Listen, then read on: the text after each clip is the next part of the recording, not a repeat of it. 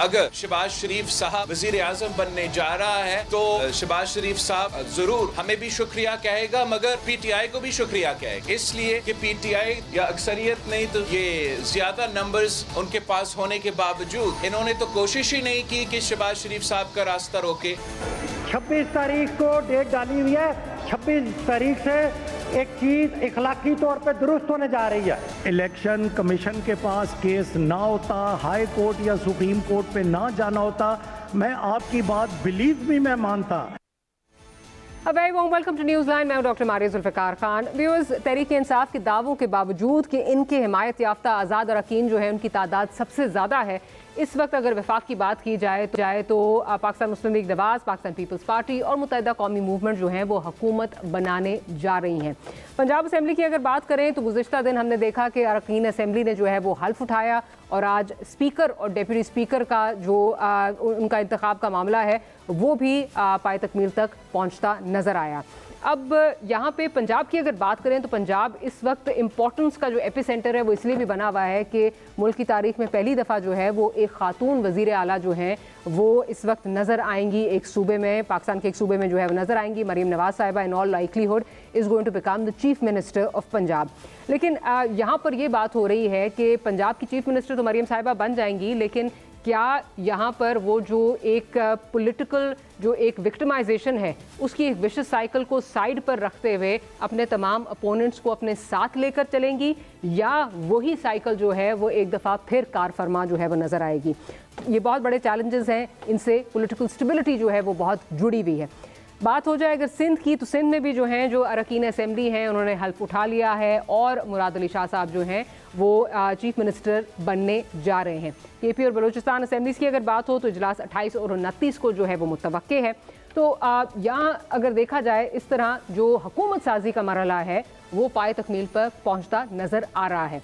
लेकिन सबसे बड़ा सवाल यहाँ पर यह है कि सिर्फ हुकूमत साजी तक जो है वो मामला जो है यहाँ पर लिमिटेड नहीं है। आगे जो बड़े सवालात हैं वो ये हैं कि क्या इस हुकूमत साजी के नतीजे में जो हुकूमतें बनेंगी क्या वो पॉलिटिकल स्टेबिलिटी जो है वो दे सकेंगी या मज़ीद पोलराइजेशन, बिकॉज आपको पता है कि इस वक्त धांधली का शोर जो है वो मुल्क के हर हिस्से से जो है वो आ रहा है। तो धांधली की वो जो शोर है जो इंस्टेबिलिटी को कंट्रीब्यूट कर रहा है, क्या वो ख़त्म होगा या वो मज़ीद बढ़ेगा? साथ ही साथ ये जो बहुत बड़ा सवाल है वो ये है कि ये जो हुकूमतें बनेंगी ये किस हद तक जो है वो अवाम की उमंगों पर उतर सकेंगी, अवाम को डिलीवर कर सकेंगी, और स्पेशली एक ऐसे एटमॉस्फेयर में कि जहां हम ये देखते हैं कि इस वक्त IMF के बगैर गुजारा नहीं है। IMF ने अपनी जो सख्त शराइत हैं वो ऑलरेडी जो अगला कर्जा लेना है उस पर जो है वो उन्होंने सवाल उठाने शुरू कर दिए, उन्होंने पूछना शुरू कर दिया है PI की प्राइवेटाइजेशन का आपने क्या किया है, बाकी चीज़ों पे आपने क्या जो है वो हमने जो बेंचमार्क सेट किए थे उस पर कैसे आप जो है वो आप किस तरह उतर रहे हैं। तो जो इन ऑल लाइकलीहुड शुरू के जो 2-3 साल हैं वो तो बहुत ही मुश्किल होंगे। अगर कोई ये समझ रहा है कि रिलीफ मिलेगी या रिलीफ दे सकेंगी हुकूमतें, तो मेरा ख्याल है जवाब नफ़ी में ही है। क्या पॉलिटिकल स्टेबिलिटी आएगी, क्या ये डिलीवर कर पाएंगे? These are the $1 million questions जो आज हम अपने पैनलिस्ट के सामने रखेंगे। We have a panel of senior journalist with us. Aamir साहब हमें ज्वाइन कर रहे हैं कराची से। आमिर साहब बहुत शुक्रिया आपका कि आपने प्रोग्राम के लिए वक्त निकाला। आरिफ हमीद भट्टी साहब हमें ज्वाइन कर रहे हैं और साथ ही साथ हफीजुल्लाह न्याजी साहब भी हमारे साथ मौजूद हैं। दोनों मेहमानों की बहुत शुक्रगुजार हूं कि प्रोग्राम के लिए आपने वक्त निकाला। हफीजुल्लाह न्याजी साहब कुछ ही देर में हमें ज्वाइन करेंगे। मैं आमिर ज़िया साहब की तरफ चलती हूँ। आमिर ज़िया साहब, इस वक्त like I said in my introduction, Punjab इस वक्त जो है वो बहुत इम्पोर्टेंस का जो है वो एपिसेंटर इस वक्त बना हुआ है, बिकॉज मरीम नवाज़ साहिबा पर बहुत नज़रें टिकी हुई हैं। Of course she is the scion of the Sharif family, plus ये कि पहली खातून वज़ीर आला जो है वो बनने जा रही हैं, जिसका मुझे तो बहुत खुशी है। It's a happy moment I think for all women. But साथ ही साथ जो उन्होंने अपना एजेंडा दिया जिसमें उन्होंने ये कहा कि करप्शन और पॉलिटिकल वैंडलिज्म जो है उस पर कोई जो है वो उस पे कोई जो है वो कॉम्प्रोमाइज़ नहीं होगा, जिन्होंने ये किया है उनके खिलाफ जो है वो कानून हरकत में आएगा। सवाल ये है कि ये वो 2 ब्रॉड टर्म्स हैं जो हमेशा जो है वो इस्तेमाल होती रही हैं और जिसकी आड़ में जो है नैब भी इस्तेमाल हुआ है, जिसकी आड़ में पुलिस भी इस्तेमाल हुई है, और वो जो एक पॉलिटिकल विक्टिमाइजेशन की एक साइकिल है वो हर हुकूमत में हमें जो है नज़र आती है। क्या आपको लगता है कि वो इसको तर्क कर पाएंगी या फिर स्कोर सेटलिंग का टाइम अब शुरू हो गया? बात की कि माजी साहिबा की जो आपने फरमाया ना कि मरियम साहिबा ने क्या एजेंडा दिया, लेकिन मेरे ख्याल में एजेंडा देने से ज्यादा जो अहम बात है और ज्यादा चैलेंजिंग है जो आपने अपने इब्तिदाई कलमात में कही, वो ये कि जो परसेप्शन बना हुआ है पाकिस्तान में इस पूरे इंतखाबात के हवाले से वो बहुत ही मनफी है। अब असल चीज खेल होती है जी परसेप्शन की। बेशक उस तरह की धांधली हुई हो ना हुई हो, लेकिन एक पाकिस्तानियों की बहुत बड़ी तादाद है जो समझती है कि जी इंतखाबात जो है वो सही नहीं हुए। वो प्री पोल रिगिंग का इल्जाम लगा रहे हैं, उसके बाद वो लगा रहे हैं कि जी वोट काउंटिंग के अंदर फॉर्म 45 के अंदर जो है वो और 47 जो है धांधली हुई मुबैना तौर पे। तो ये चीज बहुत अहम है। अब इसके बतन से जन्म लेने वाला जो भी सियासी स्ट्रक्चर है, चाहे वो सूबाई हो चाहे वो वफाकी हो, उसके हवाले से बहुत बड़े बड़े सवालिया निशान हैं। फिर आप ये देखें कि ठीक है आपने बड़ा खुशी का इजहार किया, मेरे ख्याल में अगर कोई भी खातून एम्पावर होती है बड़ी खुशी की बात है हमारे जैसे मुल्क के अंदर, लेकिन उनका सही तरीके से मुंतखब होना बहुत जरूरी है। जेंडर से ज्यादा असल चीज जो होती है वो ये कि आप दुरुस्त तरीके से मुंतखब हो। अब जैसा आपने बिल्कुल दुरुस्त फरमाया कि हमारे यहाँ जब आप करप्शन के खिलाफ मुबैना तौर पे जिहाद करेंगे और उसके साथ साथ हम पॉलिटिकल वैंडलिज्म की इजाजत नहीं देंगे, आपने बिल्कुल दुरुस्त कहा कि वो अपने जो मुखालफिन है उनको कुचलने के लिए इस्तेमाल किया जाता है। और हम देख रहे हैं कि केयर टेकर दौरे हुकूमत से लेकर अब तक कि वो जो कंटिन्यूएशन हमें नजर आती कि जहां पर सियासी मुखालफिन के साथ बहुत बुरा सलूक हो रहा है पंजाब में, खुसूसन पंजाब में। उसकी वजह ये है, देखें सियासी कैदी हर दौर में गिरफ्तार हुए, पुलिस जाती थी अटैची केस लेकर, जनाब कैदी होता था बैठ जाता था गाड़ी में। कभी ये नहीं होता था कि घर के दरवाजे तोड़े जाएं, फर्नीचर तोड़ा जाए, शीशे तोड़े जाएं, जो इस मरतबा हुआ है। और हमने देखा कि पैदल पै वाकयात, उसको इल्जाम नहीं कह सकते, फुटेजेस लोगों के सामने मौजूद हैं। तो लोगों के साथ बहुत ही मतलब है कि अगर रियासती इदारे, पुलिस जैसा इदारा जो है जिसका काम लोगों को तहफ़्फ़ुज़ फराहम करना है, उससे लोग खौफजदा हों और उससे इस बात का हो कि जी वो कानून को अपने हाथ में ले रहे, तो जो सही मुजरिम को भी आप गिरफ्तार कर रहे होते हैं ना, उस तरह उसके साथ भी हमदर्दी होती, क्योंकि आप गलत तरीका एक वारदात जो है आप अपना रहे होते हैं। तो मैं समझता हूं, आपका आखिरी जुमला मैं अर्ज करूंगा कि लग ये रहा है बदकिस्मती इस मुल्क की कि हमारा मुल्क जो है 21वीं सदी में भी आकर 20वीं सदी की सियासत में फंसा हुआ है। वही खानदान है, बुनियादी तौर पे वही चेहरे हैं और वही तर्ज सियासत है। बजाय इसके कि हम आगे की जानिब देखते, हमारा सफर आगे की तरफ होता, ये आर्टिफिशियल इंटेलिजेंस के दौर में हमारा वो सफर वो पीछे जा रहा है। तो उसमें मुझे तो कोई उम्मीद की किरण नजर नहीं आती, इससे खैर की कोई सूरत निकलेगी, क्योंकि जो जन्म लिया है, जिस निजाम से लिया है, वो मुतनाज़ा है। जनाब जी जी, हफीजुल्लाह न्याय साहब ने भी हमें ज्वाइन कर लिया है। वेलकम टू द प्रोग्राम न्याय साहब। मैं ज़रा आरिफ हमीद भट्टी साहब की तरफ चलती हूँ, फिर न्याय साहब की तरफ आऊँगी। भट्टी साहब, आपने बहुत आपकी एक बड़ी जो है वो आपकी एक बड़ी क्लोजली आप मॉनिटर करते हैं चीज़ों को, स्पेशली पंजाब की जो पॉलिटिक्स है वो कितनी देर से आप उस पर देख भी रहे हैं, लिख भी रहे हैं, सारा उसको बड़े करीब से जो है वो देख रहे हैं। मुझे ये बताइए कि जो नई हुकूमत आ रही है लेड बाय मरीम नवाज साहिबा, क्या आपको उससे कोई स्टेबिलिटी की उम्मीद है, या जो पॉलिटिकल स्टेबिलिटी दरकार है, क्या आपको लग रहा है कि उससे पॉलिटिकल स्टेबिलिटी आएगी, या आप समझते हैं कि जहां एक तरफ धांधली का शोर चल रहा है, दूसरी तरफ जो है मुझे नहीं लगता कि वो जो पॉलिटिकल विक्टिमाइजेशन का साइकिल है वो कहीं तर्क होगा, वो अपनी तौर पे चलता रहेगा। इस सब शोर में क्या आपको लगता है वो पॉलिटिकल स्टेबिलिटी जो हम सोच रहे थे और जो हमें कहा जाता था, जिसके लिए हम दुआ गो थे कि इलेक्शन होगा तो उसके बाद आएगी, वो कहीं आती हुई नजर आ रही है? आमिर ज़िया साहब तो कह रहे हैं उनको उम्मीद की किरण कहीं दूर दूर तक नजर नहीं आ रही। बिस्मिल्लाहिर्रहमानिर्रहीम। एक तो मोहतरमा मरियम नवाज साहिबा को बहुत ज्यादा मुबारक हो। वो बतौर नवाज शरीफ साहब के साहबजादी वजीर आज़म बन रही हैं। मुस्लिम लीग नून ज़िया-उल हक के दौर से तैयार हुई, और अच्छी बात है कि कोई अच्छा लीडर नहीं बन सका, लेकिन जो सबसे बेहतर लीडर था उसका इंतखाब किया गया। और गालबन एक सुपरस्टार एंकर जिसकी तैनाती पर खुश हो डॉक्टर मारिया खान साहबा जैसी, तो मेरे जैसा गरीब आदमी उसे मुबारक ही दे सकता है। और दूसरा, आपने बिलावल साहब सर, मैं इस पे खुश हो रही हूँ कि खातून जो है वो वजीर आला जो है वो लीड करेगी। मैंने बाकी सवाल तो मैंने उठा दिए। मेरे लिए दो सवाल है ना, एक तो वो खुश हुई वजीर आला हुई तो मैं उनको मुबारक दे रहा हूँ, दूसरा आप खुश हुई आपको मुबारक। मेरी बात सुनने का मौका दे दे। और दूसरी बात आपने फरमाया, बिलावल भुट्टो साहब का सुनाया कि उन्होंने कहा जी पीटीआई को भी मुबारकबाद दी। और दूसरा आपने कहा कि उन्होंने गालबन करप्शन का कहा। ये दुनिया में बहुत अच्छी बात है, हर बुराई की जड़ झूठ और करप्शन है। तो जो बंदा करप्शन के खिलाफ होगा वो तो जालसाजी को बर्दाश्त नहीं कर सकेगा। मुमकिन ही नहीं कि चोरी के माल से ज़कात जायज हो। आपके तनहा पूरे महीने की रिज़्क़ हलाल कमाती हैं, मेहनत करती हैं, और उसमें से कोई चोरी पैसे कर ले और 2 पैसे ज़कात के लगा दे, तो आप कभी उसका जुर्म तो खत्म नहीं होगा। तो हमें यकीन है कि मरियम नवाज साहबा, ये जो मुबैना तौर पर धांधली का इल्जाम है, जो इब्तदाई तौर पर वादिया अक्सरियत से पीटीआई के हमायत याफ्ता लोग जीत रहे थे, इसकी वो तहकीकात कराएंगी। ये उनकी क्रेडिबिलिटी का है, उनका पहली सियासी इनिंग्स का आगाज है।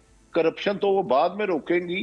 देखे ना, मैं आपकी गाड़ी उठा के चोरी करके ले जाऊं और पहले गियर पे चौथे गियर पे चलाऊं और कहूं कि यार ये गरीब आदमी है, इसकी मदद करनी है, मैं गलत बात नहीं बर्दाश्त करूंगा। मुझे सबसे पहले वो चोरी की गाड़ी छोड़नी चाहिए और उसकी आपके हकदार को हक देना चाहिए। हाँ, वो कहती है कि आप क्या ये मौजूदा हुकूमत अवामी अंगों पर पूरी उतरेंगी, आप बड़े अच्छा देती हैं। क्या हुकूमत अवामी उमंगों पर आई है तो 100% पूरी उतरेगी। फिर आएगा, अगर आप गारंटी देती हैं तो यहाँ हफीजुल्लाह नियाज़ी साहब बड़ी दूर की नजर रखते हैं। तो जो आज एक उनके अच्छे थे या बुरे, मियां सलाम इकबाल साहब, उनके लिए पुलिस ऐसे खड़ी थी जैसे बॉर्डर पे कोई दूसरे मुल्क से बंदा आ रहा है। तो भाई क्या कर रहे हो? सियासत का आगाज है, तो मुल्क में इस्तेकाम चाहिए, इकानमी डूबी हुई है। पहले दिन यहाँ पकड़ दकड़ा एक बंदा ने लिया बेल, तो अब कम से कम उसको हलफ तो लेने दो। बिल्कुल। हाँ, तो दूसरी बात, माफी चाहता हूँ, अगर मैं कम से कम मैं अपनी बात बता रहा हूँ, अगर मैं चोरी के वोटों से आऊंगा मैं तो बेहतरी नहीं ला सकूंगा, क्योंकि मैं तो चोर हूं। चोर चोर चोर, तो चोर चोर चोर, चोर की कुरान में हाथ है, एक चोर की पे हाथ काट दो। तो अगर लाखों या करोड़ों लोगों का वोट चोरी हुआ है, अगर मुबैना तौर पर हुआ है, तो मुझे नहीं लगता कि उससे बेहतरी आए। लेकिन दुआ है कि अब पाकिस्तान में इस्तेकाम आए, इंतकाम की सियासत खत्म हो। ये जो पिछले 22 महीने से क्रैकडाउन हुआ था और बदकिस्मती है, जो सहाफत का आजकल बुरा हाल है, अल्लाह दुश्मन, मैंने तो कभी ये तसव्वुर में भी नहीं सोचा था। अल्लाह ताला सबके जिन पे नाइंसाफी हो रही है उसका सिलसिला मरियम से रोके, और मियां नवाज जरदारी, शहबाज शरीफ साहब और आसफ अली जरदारी साहब, जिनके मिलकर मुल्क को चलाएंगे। 40 साल से जो तरक्की कर रहा है, मजीद तरक्की के रास्ते पे और गामजन होंगे उनके खानदान। ठीक, चले मैं ज़रा हफीजुल्लाह न्याज़ी साहब को, आप भी क्योंकि बात कर रहे हैं, हफीजुल्लाह न्याज़ी साहब की तरफ चलते हैं। न्याज़ी साहब, आप क्या एक्सपेक्ट कर रहे हैं? जिस तरह आज, क्योंकि कहा तो ये गया था जी पॉलिटिकल विक्टिमाइजेशन जो है वो नहीं होगी, लेकिन वो लोग जो पॉलिटिकल वैंडलिज्म और करप्शन में जो है वो इन्वॉल्व हैं, उनके खिलाफ कानून ज़रूर हरकत में आएगा। लेकिन फिर हम देख रहे हैं कि अभी पहला दिन ही है, तो मियां सलाम इकबाल साहब के हवाले से जिस तरह अभी भट्टी साहब फरमा रहे हैं, उनको किस जो है वो किन मुश्किलात का जो है वो सामना था, गो के वो बेल पर हैं। जो पॉलिटिकल स्टेबिलिटी हमें दरकार है, क्या वो आती हुई आपको नज़र आ रही है या आपको लग रहा है वो हमसे आगे ही भाग रही है? शुक्रिया मारिया। देखें, बात यह है कि असलम इकबाल साहब को जो गिरफ्तार किया गया है, मैं तो वैसे उसकी पहले तो मैं उसकी मजम्मत करता हूँ कि एक बंदा हल्फ उठाने आ रहा था, वो हल्फ उठाता और अपना काम आगे चलाते और उसके बाद देखते क्या करना क्या नहीं करना। लेकिन बहरहाल ये बात भी अपनी जगह कि इसकी ज़िम्मेदारी न मरियम नवाज साहबा पे आयद होती है कि उनके कमान में आज कोई ऐसी एग्जेक्टिव जो पावर्स हैं उनके नीचे नहीं है। आज भी पंजाब के चीफ मिनिस्टर है वो मोहसिन नकवी साहब है, और जो भी इंतज़ामिया है, होम डिपार्टमेंट है या पुलिस डिपार्टमेंट है, उन्हीं के नीचे काम कर रहे हैं। अच्छा, दूसरी बात जो इसके अंदर आप जहन में रखें कि पेशावर हाई कोर्ट ने कुछ जब कल बताया गया कि उनको गिरफ्तार किया जा रहा है, तो उन्होंने एक ऑर्डर इशू किया। मेरा ख्याल है वो सही होगा, क्योंकि मेन चैनल पे मैंने देखे ऑर्डर। उन्होंने पाकिस्तान के तमाम IGs को, अपने KP के IG को कहा है कि आप जाके जो अगर उनका गिरफ्तार किया गया, उन पुलिस से गिरफ्तार किया तो उनके IG को जाके गिरफ्तार कर लें। अब दो चीज़ों को अलहदा करें। एक है कि हुकूमत अपनी मुद्दत पूरी कर पाएगी या नहीं कर पाएगी, तो बिल्कुल कर पाएगी। आया पाकिस्तान हुकूमत की मुद्दत पूरी करना जो है वो पाकिस्तान को बेयकीनी या गैर यकीनी की सूरत हाल से निकाल पाएगा या सियासियत में इस्तेकाम से निकाल पाएंगी, तो मेरा ख्याल है कि उसको मेरा उम्मीद रखता हूँ कि ऑन ए लाइटर नोट कि वो इसको शायद दुगना कर जाए जी। और 16 माह की जो हुकूमत है, जो कि अपना टाइम जो है वो बज़ाहिर अक्टूबर में पूरा हो जाता था, लेकिन उन्होंने असेंबली डिसॉल्व करके नवंबर तक वो अपना टाइम पूरा गुजारा, अगस्त तक अपना पूरा गुजारा टाइम, जब असेंबली ने डिसॉल्व किया अगस्त में। तो वो जो उन्होंने जो टाइम पूरा किया उसके अंदर कोई ऐसा हुकूमत की स्टेबिलिटी का या उसके इफेक्टिवनेस का कोई ताल्लुक नहीं था, या उनके ऊपर जो मामलात थे। उस वक्त भी इमरान खान साहब IMF को भी कहते फिर रहे थे कि उनको पैसे ना दें। उस वक्त इमरान खान साहब 25 मई को 30 लाख बंदा निकाल के लेके आए थे और 2022 में। फिर 26 नवंबर को उन्होंने हलफ लिया लोगों से कि आप ज़रूर आएंगे रावलपिंडी। वो भी एक अजीब व गरीब मज़ाक़ खेस किस्म की सूरत हाल थी और लोग ना निकले। 2 लाख बंदा जेल भर तहरीक में जाना था। तो ये इस हुकूमत को कुछ ही बिगाड़ सका। तो 5 साल भी पूरे कर जाएगी, क्योंकि जो अदम इस्तेकाम इमरान खान साहब की हुकूमत के 4.25 साल मुकम्मल होने के बावजूद नहीं ख़त्म हुआ, उनके जाने के बाद वो दुगना हो गया। वो मेरा ख्याल है अब फिर उसको 4 गुना हो जाना चाहिए उस लिहाज से, क्योंकि ये इसकी वजह जो है ये ना शहबाज शरीफ की हुकूमत है ना इमरान खान साहब की हुकूमत है। इसी तरह आज इमरान खान साहब कह रहे हैं सियासी कुव्वतों से बात नहीं करूंगा, लेकिन किसी और से कह रहे हैं लेट्स मूव फॉरवर्ड। तो लेकर तो खुद आते हैं ना फिर न्याज साहब, आप लोग उनको ये लोग खुद लेकर आते हैं, कसूर तो इनका है ना। फिर अभी फजल रहमान साहब ने 10 अप्रैल का भांडा फोड़ा है, अगरचे बिल्कुल वो कानूनी था, यही तरीका बेहतर है बजाय इसके कि आप 5 जज उठा के किसी को निकाल दें, इमरान खान साहब को या नवाज शरीफ साहब को। मतलब इस तरह आपको बेईमाना तरीके से नहीं निकालना चाहिए। कुछ थोड़ी बहुत झिझक शर्म आईने पाकिस्तान की रखे ना रखे, मैं उस बहस में नहीं पढ़ना चाहता हूँ। ठीक, लेकिन एक वज़ीर आज़म बता दें, जब आप ब्रेक का जो है वो कहा जा रहा है, अगर इजाजत दें मैं तो क्या कह रहा हूँ ब्रेक से हाजिर होती हूँ तो जी जी जी जी मैं जरा ब्रेक का कदर मैं गुफ्तगू को यहीं से कंटिन्यू करते हैं।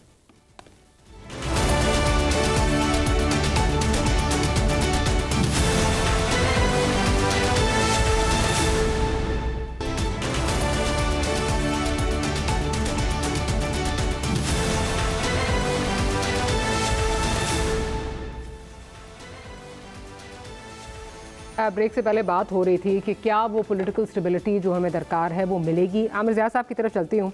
आमिर ज़िया साहब, एक अनोखा इस वक्त जो है वो सिचुएशन नज़र आ रही है वफाक के अंदर, और इस वक्त जो मुल्क के अंदर सिचुएशन नज़र आ रही है वो ये है कि जितनी भी पार्टीज़ हैं वो अपनी जो बादशाहत है वो सूबों तक कायम करने में ज़्यादा इंटरेस्टेड है। वफाक जिस तरह कहा जा रहा था, ख्वाजा साद रफ़ीक ने कहा जी ये कांटों का ताज है, हमें खुद अपने सर पे सजाने का, अकेले सजाने का कोई हक नहीं है और सॉरी शौक़ नहीं है, लेकिन फिर वो कांटों का सेज जो है वो उन्हीं के किस्मत में जो है वो आया।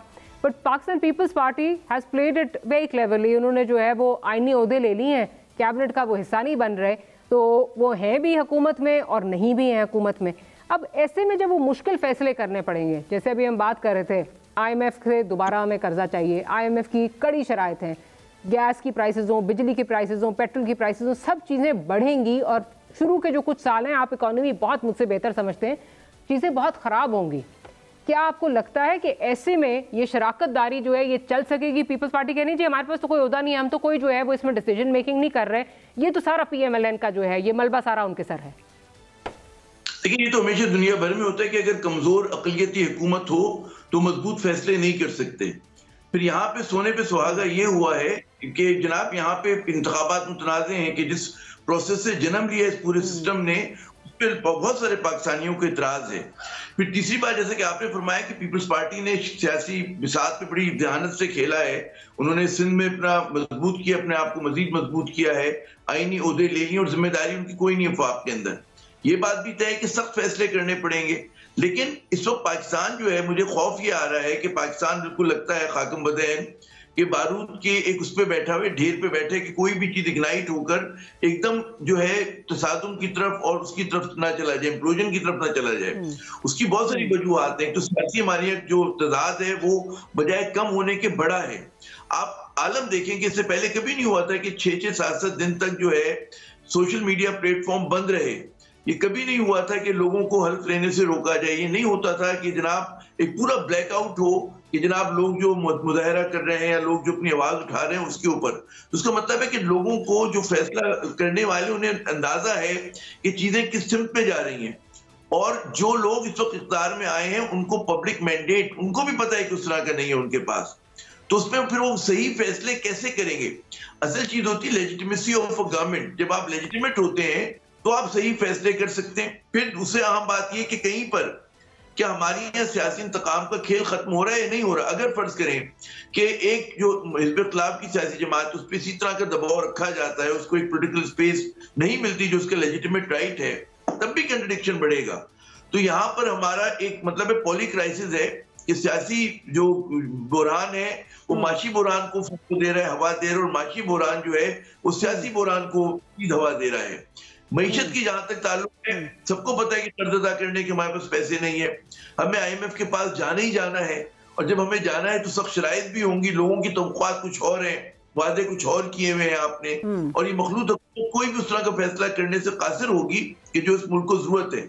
आप अपने खित्ते में देखें कि दूसरी ममालिक कहाँ जा रहे हैं, और हम लोग जो है वो 20वीं सदी में फंसे हुए हैं। मैं बार बार ये बात कहता हूँ हर जगह पे कि देखिए दुनिया 21वीं सदी में है, हम 20वीं सदी में है। हमारी बदकिस्मती देखें कि जो लोग 1985 में हुआ करते थे वही जो है आज 2024 में भी है। दुनिया में कहीं ऐसा नहीं होता। जमहूरियत का मतलब ये होता है नया खून आता है। नए खून का मतलब ये नहीं होता कि नए खून के नाम पे वही DNA आ जाए।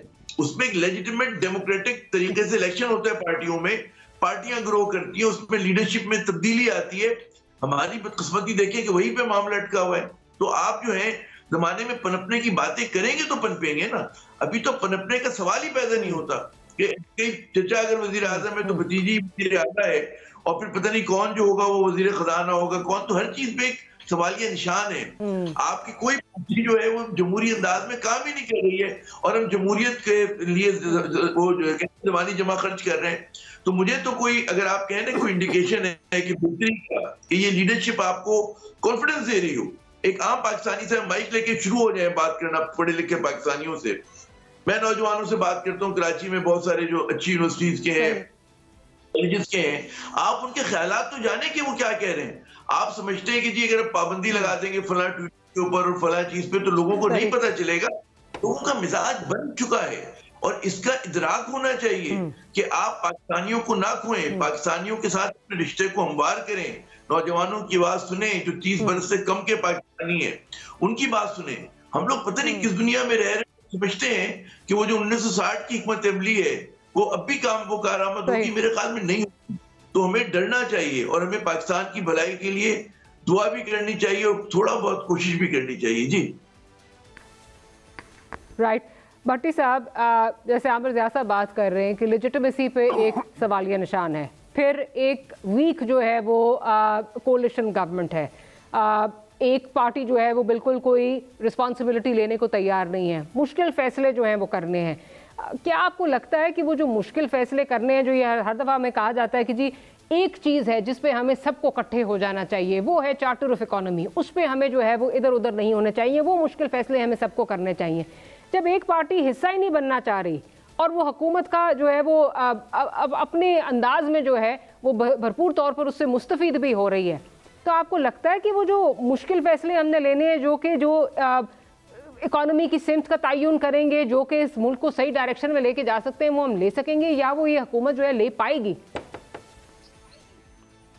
मारिया साहबा, अभी आमिर ज़िया साहब ने फरमाया डरना चाहिए, डरते तो हम बहुत ज्यादा और डर ही रहे हैं। ये फरमा रहे थे खौफ आ रहा है। कभी कभार जो हो रहा होता है ना वो नहीं होना चाहिए, जो होना चाहिए उसे होने नहीं दिया जाता, जो हो रहा होता है उसका हम जिक्र नहीं कर सकते। अब आप खौफ की अलामत में अवाम का मैंडेट चोरी किया है अगर तो इस्तेकाम कैसे आ सकता है? चोरी की एक साइकिल नहीं चलाई जा सकती, चोरी की एक साइकिल नहीं चलाई जा सकती। जो पुलिस चोर को पकड़ लेती है, साइकिल भी जब्त कर लेती है।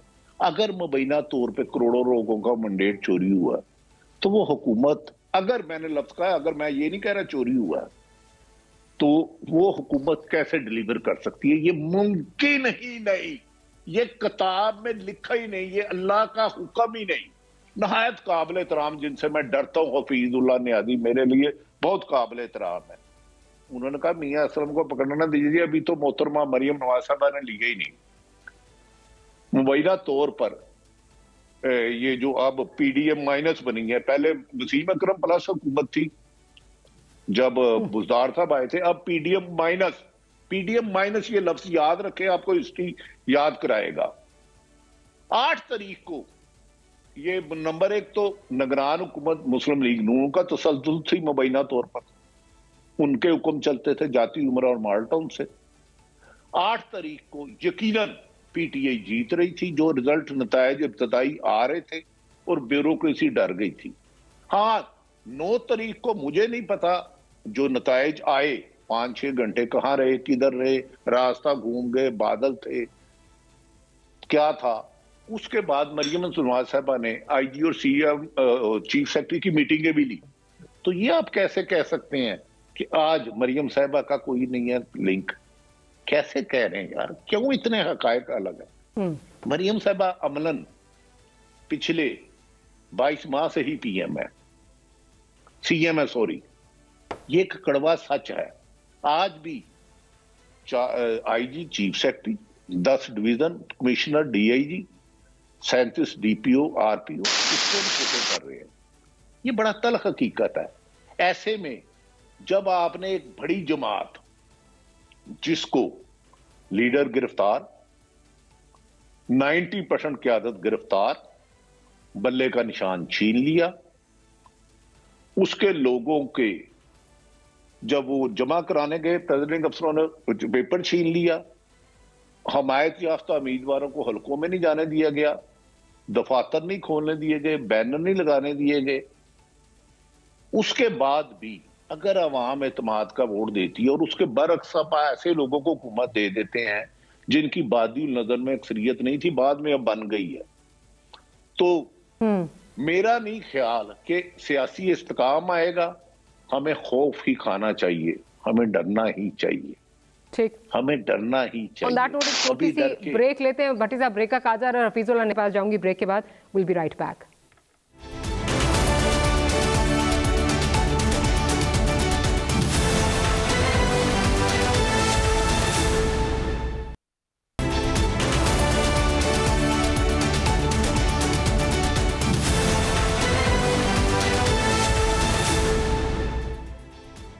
Welcome back after the break. Nair साहब की तरफ चलती हूँ। नायर साहब, एक तरफ हम बात कर रहे हैं कि पॉलिटिकल पोलराइजेशन है, मैंडेट पे सवालिया निशान है, ये पॉलिटिकल स्टेबिलिटी कैसे आएगी। दूसरी तरफ हम ये देख रहे हैं कि एक जमात जिस पे पहले ही इल्ज़ाम है कि माजी में भी उन्होंने जो है वो IMF का प्रोग्राम जो है वो डीरेल करने की कोशिश की, जो ये अपने से आगे जो है वो देख नहीं सकते। वैसे तो हमारी सारी जमातों का ये हाल है कि अपने से आगे मेजॉरिटी जो है वो देख ही नहीं सकती तकरीबन सारी। लेकिन जो ये अली जफ़र साहब की स्टेटमेंट है, जिसको by the way barrister Gohar साहब ने कहा नहीं जी ऐसे नहीं है वैसे नहीं है, उसको आप कैसे देख रहे हैं? पहले तो सबसे पहले अपने अजीज़ अज़्जां भाई आरिफ भट्टी साहब ने जो मेरी मालूमात में इजाफा किया है, मैं इनका शुक्रगुजार हूँ। मेरा ख्याल में इसमें एक थोड़ा सा और भी इजाफा कर दें कि ये निगरान हुकूमत जाती उमरा में बनी थी, वो मरियम नवाज साहबा ने बनाई थी, जिसमें मोहसिन नकवी साहब जो है वज़ीर आला बने। और हकीकत ये है कि ये एक अलमिया है कि आरिफ भट्टी साहब जैसे मेरे जो ये हम सारे लोग जो हैं, हम ना कोई दबने वाले हैं ना डरने वाले हैं, झुकने वाले हैं, लेकिन हम बहुत सारी चीज़ों से हमारी हदूद को यूज़ लिमिटेशन है। बिल्कुल सही कह रहे हैं कि जब साइकिल चोरी होता है तो उसकी तशवीश होती है और चोर भी पकड़े जाते हैं, और यहाँ तो एक इलेक्शन चोरी हुआ है। लेकिन साइकिल चोरी की FIR तो भट्टी साहब होती है या नहीं होती मेरे भाई? यहाँ तो FIR कोई कटवाने पर तैयार नहीं है।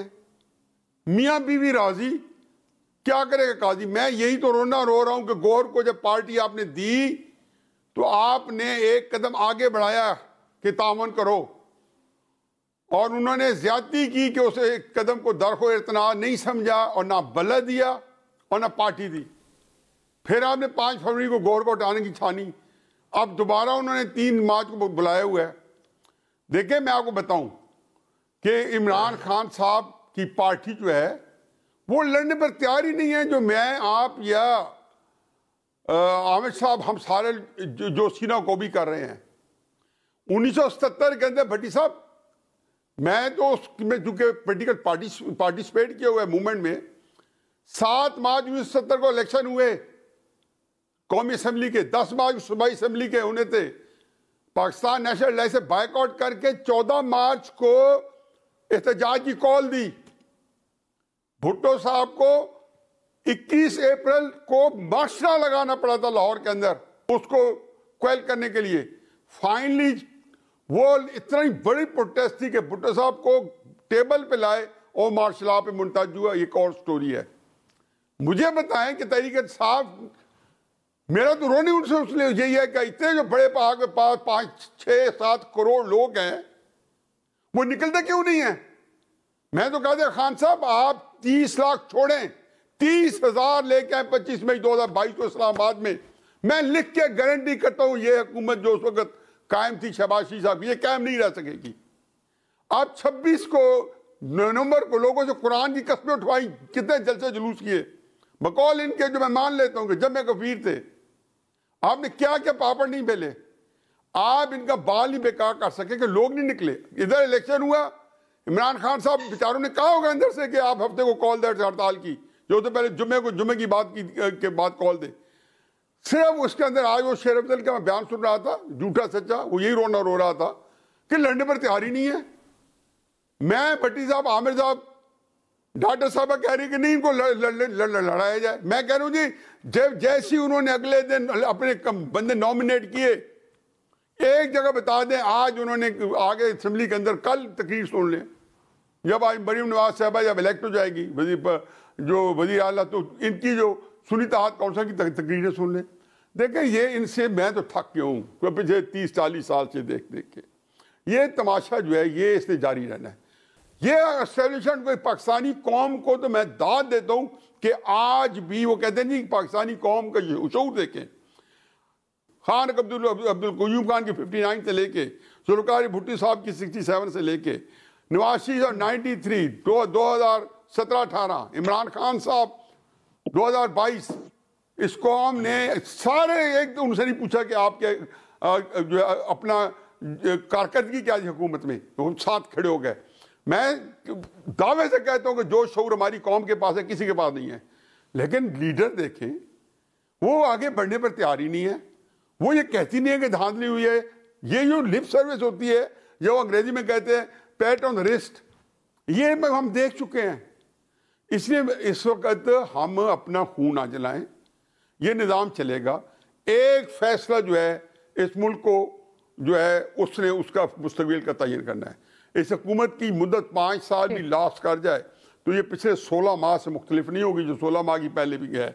और वो ये है कि इस वक्त जो अदम इस्तेकाम है वो मुआशी नहीं है, वो उसकी कोख से जन्म लिया हुआ इन्होंने सियासी अदम इस्तेकाम से।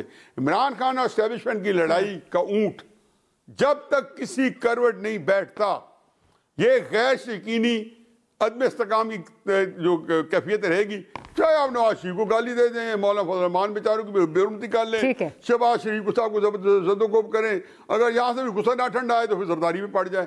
इन्होंने ये सारी चीजें करनी है और ये करते रहने। और तीनों पार्टियां पीटीआई, पीएमएलएन और पीपीपी बिल्कुल उन्होंने जिसको कहना चाहिए कि वो बिल्कुल ओबीडियंटली वो उसके अमल पैराउन है। 5 साल पूरे कर जाएंगे।